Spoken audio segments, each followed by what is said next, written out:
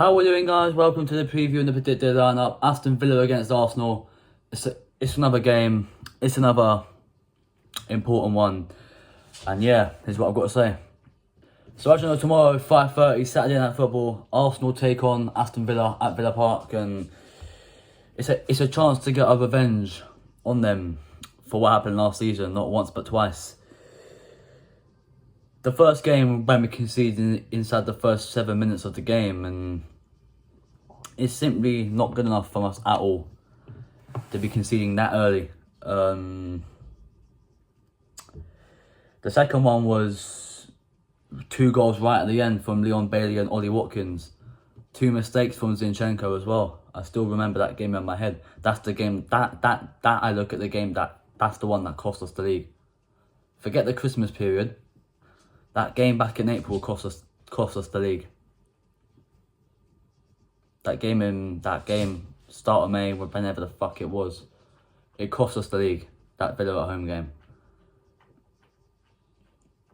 So I look at this now and I think it's a new start, it's a fresh start, and we go again, as we said for the past 2 seasons. But it's still very early days yet. But from what I can tell from this team, we are going to be title contenders yet again, unless the unthinkable happens. So if we're gonna win it this year, these are the kind of games you've got to win. I look at this one, we think, right, we've got Aston Villa away. Next week we'll play at home to Brighton, which is never an easy fixture for us anyway, because yeah. And then we've got a week or 2 international break, and we come back and then we play Spurs and City both away. I'm looking on them and thinking, how many points are we going to get off of them? How many points are we going to snatch off of Spurs and City? Especially City, because we went to Spurs and won their last season. But City, we held up for a draw there. So I kind of want to see us going for the win at City. To win the league, you've got to have the mindset that you were a team that can beat the best, if that makes sense. Look at bloody Barcelona. Real Madrid won La Liga, but Barcelona are always, Real Madrid's next door neighbours. They always will be, and they always have been. So it's like Arsenal and City now, isn't it? We have to beat them, but to beat them first, we have to beat Aston Villa. And again, like every single game in the Premier League, it's going to be a difficult game, and I reckon Aston Villa are going to be up for this. I said it in the preview to the Wolves game last weekend that just because there's no Pedro Neto for Wolves doesn't mean there's no Leon Bailey for Villa. Bailey put one of the worst performances I've ever seen him playing against West Ham.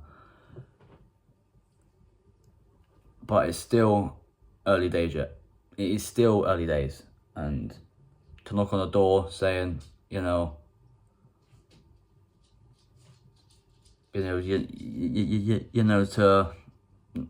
just early days, isn't it? And if we get a point out of this, I feel as if fans will sit there and think it feels like a defeat, because they probably will, because we need to come here and we need to win. We need to have that winning momentum, that winning mentality on us. And I reckon if we have the winning mentality and we know what we're capable of doing, and the team selection Arteta puts out is correct, then I'm pretty sure we can go and win this game quite comfortably. But I don't think it's going to be comfortable. I think Villa will give it a go. They are going to play probably their strongest team. I don't know whether it's going to be Luca Digne or Ian Matson who comes in at left back, because Alex Moreno has now gone and Forest on a season-long loan. So I'm not too sure who Saka's going to be up against. Even Martinelli, it could be Konza or Cash or even Trossard. It could be Konza or Cash at right back for Aston Villa. So I'm not too sure what their team's going to be. I know Martinez is going to be in goal and Watkins up front with probably Bailey on the left and Morgan Rogers on on the right, but that's probably how they're going to line up. To be fair with you, I mean, we just have to go about our business, and we just have to collect, and we just have to get 3 points, and it's as simple as that. So, yeah, without further ado, let's get straight into the predicted lineup. My 1 to 11, what I like to see tomorrow. Starting off in goal, David Raya. I feel that's a straightforward choice. There's no need to. There's no ifs, buts, or maybes about it. David Raya starts for me. Into the back four, first of all, left back. Now, this is where you could have a few question marks. This is where you could go. Do you go Zinchenko? Do you go Calafiori? Do you go Timber? Do you even go Kirill? For this one, I'm gonna go with Julian Timber. I think this is his. I feel as if this is the right game to start him in, up against Leon Bailey. Never easy opponent, right? Zinchenko can't defend. Calafiori is getting used to the Premier League and stuff, and Kirill, I don't know what the situation is with him at the moment. So I feel as if Arteta should and will go with Timber, give him a go. If he's not having the best of times, maybe be bringing him off at half time or something, and then get maybe a bit of experience onto the pitch. But for me, it's Julian Timber who starts this game for me. Into the centre backs, first of all, Gabriel, again straightforward. Put up a maestro of a performance once again against Wolves last week. I've got no problems with that. Alongside him, William Saliba, again straightforward choice.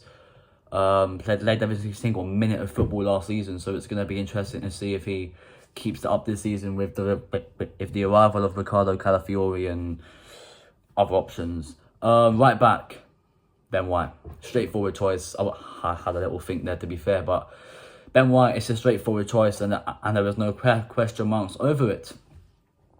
Into the midfield, first of all, in that number 6 role, that more deep line role, Thomas Partey. I don't think he'll be in this team for much longer. Because if you heard the news yesterday about Mikel Merino, he's basically an Arsenal player now, Mikel Merino. Which, by the way, there will be a welcome to Arsenal video for that later on tonight, so stay tuned for that. But yeah, I don't think Thomas Partey is going to be here for much longer. I feel as if with Merino coming in, Rice is going to drop back into that number 6 role. Merino's going to go into that left centre mid role to supply Martinelli and Trossard and everyone like that. And you've even got Jorginho there, who's arguably better than Thomas Partey at some things. So I think this could be Thomas Partey's last game in an Arsenal shirt. So I think he's got to make the most of it, to be honest with you. But he'll probably start this game for me. Just in front of him, Declan Rice. That's a straightforward choice. Soon he'll be in that number 6 role because of Marino going into that number 8 role, the more driving inwards role. But for now, Declan Rice has to play where he's been playing. Doing a good job there, to be fair. I don't think that's a position where he's comfortable in, but listen, at the end of the day, as long as he's performing up to the highest standards, it doesn't really matter for me. Into the attack, first of all, on the left-hand side, Leandro Trossard, for me, that is a straightforward choice now.